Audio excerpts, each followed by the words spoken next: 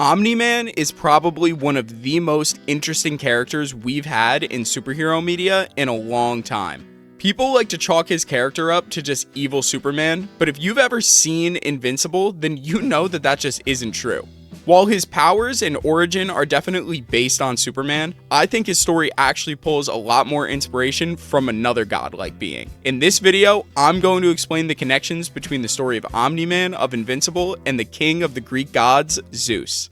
You don't know me. I will burn this planet down. But you don't know what real strength is.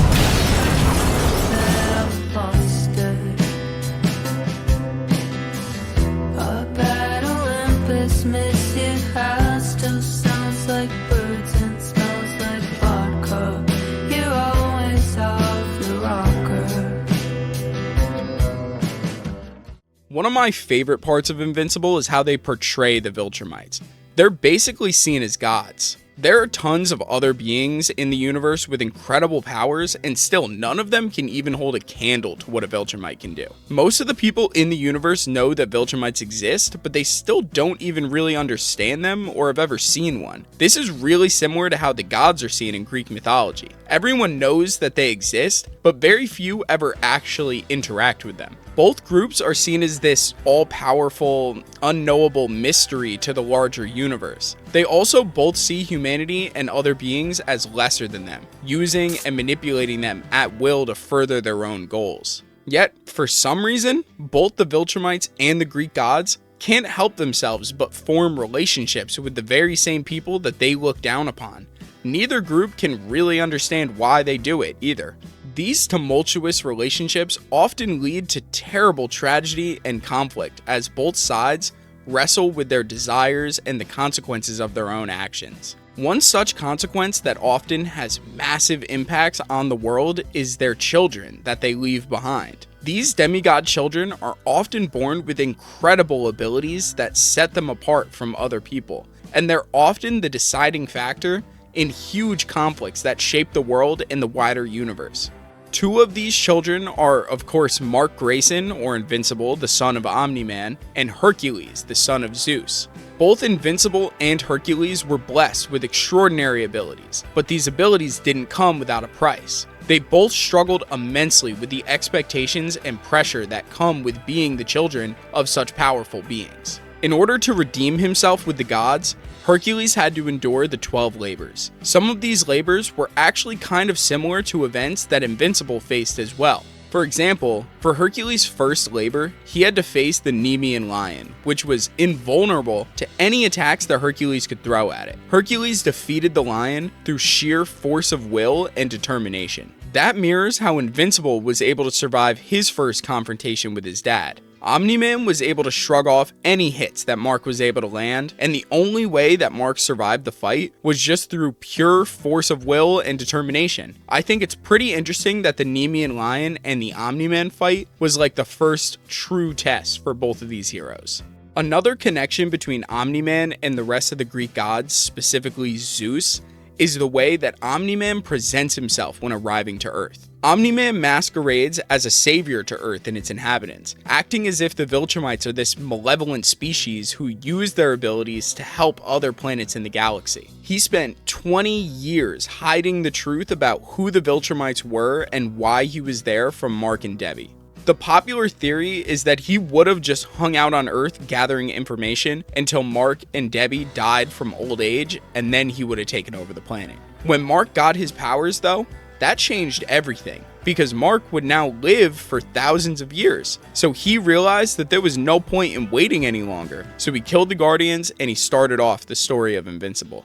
While obviously not exactly the same, this is pretty similar to how Zeus would present himself when attempting to seduce humans. There are multiple stories of Zeus disguising himself, usually as an animal, in order to, I guess, lower the defenses of his, for lack of a better word, victims. For example, Zeus transformed himself into a swan so that he could assault Leda, the queen of Sparta. He transformed into a bull so that he could kidnap Europa, and once he even took on the appearance of a woman's husband while he was away. So while not the same methods, both Omni-Man and Zeus relied on deception in order to get in the good graces of their victims.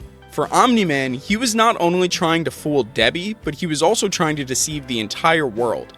And I'm sure that he saw Debbie as useful to this plan. Their relationship would make him seem more human and help gain their trust. Zeus would disguise himself for a couple different reasons, but I think the biggest reason he would leads me to my next point. Humans were never intended to mingle with gods. Both Omni-Man and Zeus knew this. They knew that these relationships could never work, so they felt that they had to disguise themselves. For Zeus, humans physically could not look upon his true form. If a human ever did see a god in their true form, they would literally explode into dust. That is actually what happened to Semele. Zeus first appeared as a random stranger, but upon discovering that he was a god, she requested to see his true form, leading to her death. Death was honestly the better fate of those that laid with the gods though. Pretty much every instance of humans forming relationships with the gods led to terrible tragedy for the human, often changing the course of their lives and the god abandoning them to deal with the fallout on their own. For Omni-Man, it was the same thing, but in less of a literal sense. Omni-Man knew that he could not reveal his true self to Mark and Debbie or the rest of the world because they just wouldn't be able to handle it. This is shown pretty clearly in season 2 of Invincible, in the aftermath of Mark and Omni-Man's confrontation.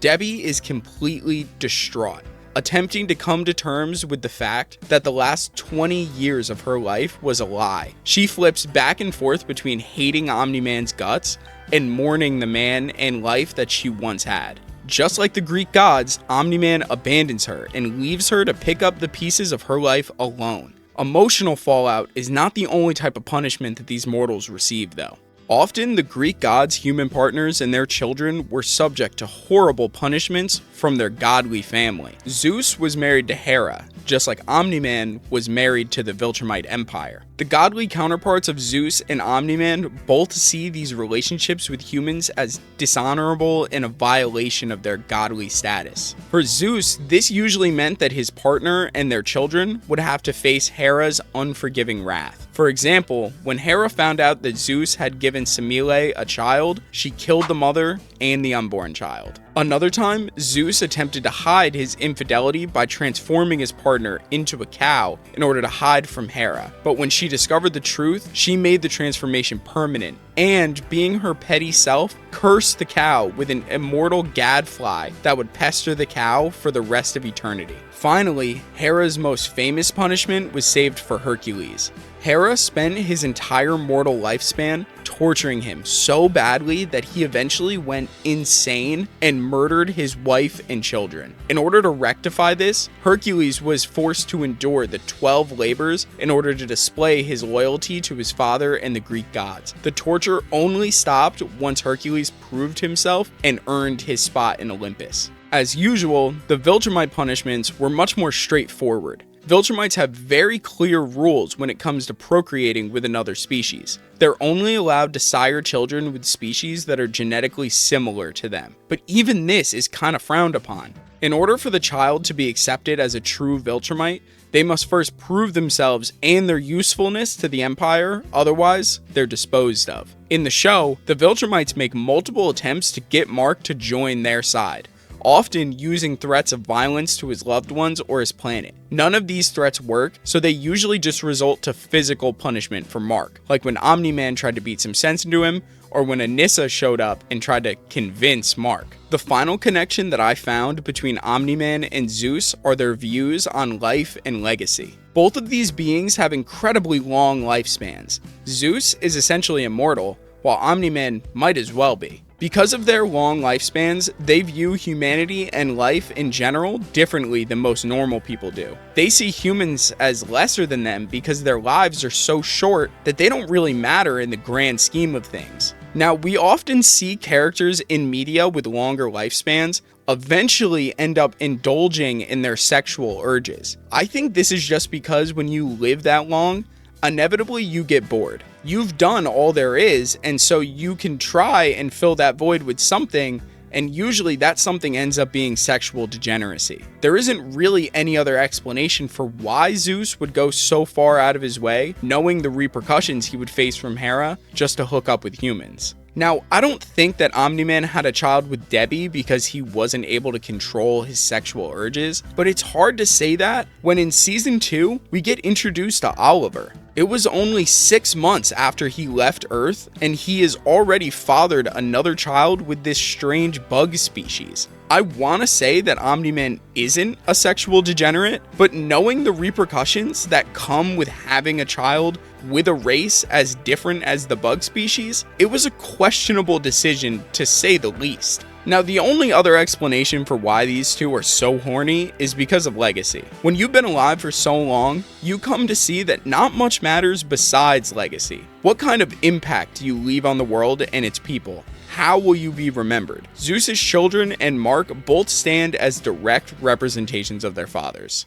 In conclusion, the stories of Omni-Man and Zeus both serve as harrowing tales of why mortals and gods were never meant to interact. Both characters, operating in different contexts, share common themes of strength, deception, and burden of responsibility and legacy. Their relationships lead to not only tragedy, but horrible consequences for their offspring. Maybe it's because I'm both a superhero nerd as well as a Greek mythology nerd, but I couldn't believe that no one else had ever made these connections before. This seemed pretty obvious to me. But if you made it to the end of the video, I just want to say thank you, and I ask that you please leave a like, subscribe, and drop a comment on your thoughts about this video and any other topics that you'd like me to talk about in the future.